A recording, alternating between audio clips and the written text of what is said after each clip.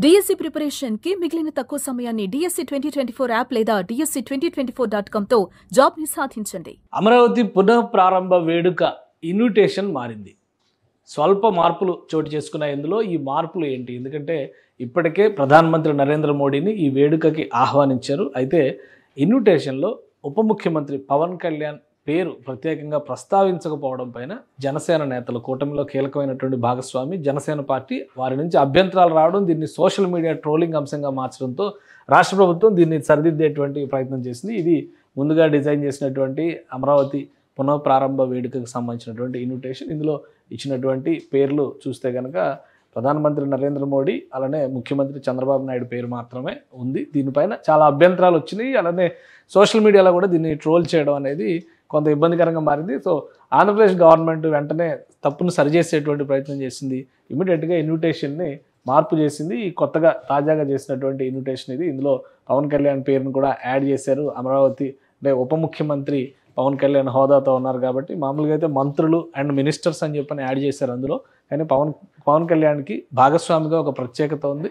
అలానే ఆయనకు ప్రత్యేకంగా ప్రస్తావించి గౌరవించాల్సిన అవసరం ఉందని చెప్పని జనసేన పార్టీ నాయకుల నుంచి అభ్యంతరాలు రావడం, సో దాన్ని వెంటనే సరిచేయాల్సిందిగా ముఖ్యమంత్రి ఆదేశాలు జారీ చేయడంతో ఇమీడియట్గా మరొక ఇన్విటేషన్ని చేశారు. సేమ్ కంటెంట్ అంతా అదే ఉంటుంది. పునః ప్రారంభ వేడుకకి సంబంధించినటువంటి అంశాలు.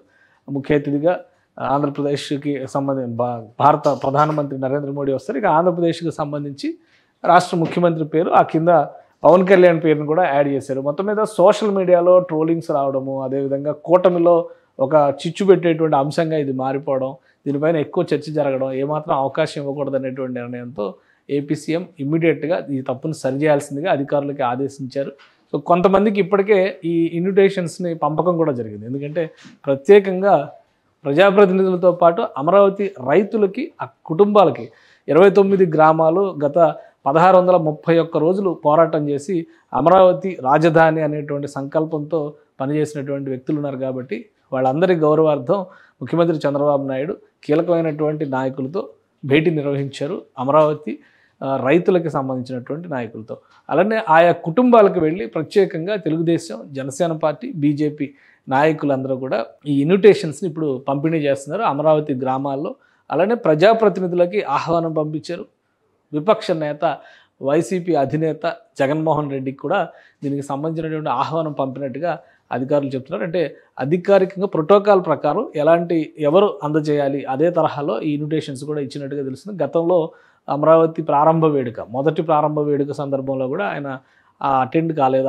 ఆ సందర్భంలో ఈసారి అటెండ్ అవుతారా లేదా అనేది ఒక ఆసక్తిగా మారినటువంటి అంశం. సో మొత్తం మీద అమరావతి రైతాంగం, అమరావతి ప్రజానీకం, చుట్టుపక్కల ఉన్నటువంటి జిల్లాల నుంచి కూడా పెద్ద ఎత్తున వస్తారు. ప్రధానమంత్రి నరేంద్ర మోడీ సభకి దాదాపు 5 లక్షల మంది అటెండ్ అవుతారనేటువంటి అంచనా ఉంది. అదే క్రమంలో దాదాపుగా 1.5 కిలోమీటర్ వరకు ప్రధానమంత్రి రోడ్ షో ఉంటుంది, అది కూడా అమరావతి ప్రాంతంలోనే. సో దీనికోసం ప్రత్యేకంగా సీడాక్సిస్ రోడ్ నుంచి టోటల్గా గ్రీనరీతో అభివృద్ధి చేస్తున్నారు. చుట్టుపక్కల చాలా వరకు చెట్లు పెంచారు. అదనంగా ఇప్పుడు బ్యూటిఫికేషన్ ప్రక్రియని అమరావతి డెవలప్మెంట్ కార్పొరేషన్, ABCRDA ప్రత్యేకంగా ఫోకస్ చేసింది. సో ఆ ప్రధానమంత్రి వెహికల్ వెళ్ళేటువంటి ప్రాంతం, ఈ యాత్ర రోడ్ షో జరిగేటువంటి ప్రాంతం దాదాపు 1 కిలోమీటర్ ఉంటుంది. అక్కడే ఒక 50,000 మంది ప్రజానీకం వచ్చి ప్రధానికి ఆహ్వానం పలుకుతారనేటువంటి సంకేతాలను ఇప్పటికే అధికార యంత్రాంగం ఇచ్చింది. సో దీనికి తగ్గట్టుగా ఏర్పాట్లు చేస్తున్నారు. భారీ వేదిక, దాదాపుగా ఒక 50,000 మంది కూర్చునేటువంటి అవకాశం ఉంటుంది. మొత్తంగా అన్ని ప్రాంతాల నుంచి, చుట్టుపక్కల జిల్లాల నుంచి, రాష్ట్రంలోని మిగిలిన ప్రాంతాల నుంచి కూడా 5 లక్షల మంది వస్తారనేటువంటి అంచనాలు ఉన్నాయి. ఈ నేపథ్యంలో పెద్ద ఎత్తున ఏర్పాట్లు చేస్తున్నారు. ఎక్కడ ఎలాంటి లోటుపాట్లు రాకుండా అధికార యంత్రాంగం జాగ్రత్తలు తీసుకున్నారు. ముఖ్యమంత్రి చంద్రబాబు నాయుడు ఆదేశాల మేరకు జరిగినటువంటి పరిణామాలను దృష్టిలో పెట్టుకుని ఈ కొత్త ఇన్విటేషన్ కార్డుని అన్ని గ్రామాల్లో కూడా పంపిణీ చేస్తున్నారు. ఎందుకంటే కూటమిలో ఎలాంటి వైషమ్యాలు లేవు, అలానే అంతా కలిసికట్టుగా ముందుకు వెళ్తున్నాం అనే సంకేతాలు ఇచ్చేందుకే కొత్త ఇన్విటేషన్ కార్డును రెడీ చేసినట్టుగా అధికారులు చెప్తున్నారు. సుమన్ టీవీలో మీ పర్సనల్ అండ్ బిజినెస్ ప్రమోషన్స్ కోసం కింది నెంబర్కి కాంటాక్ట్ చేయండి.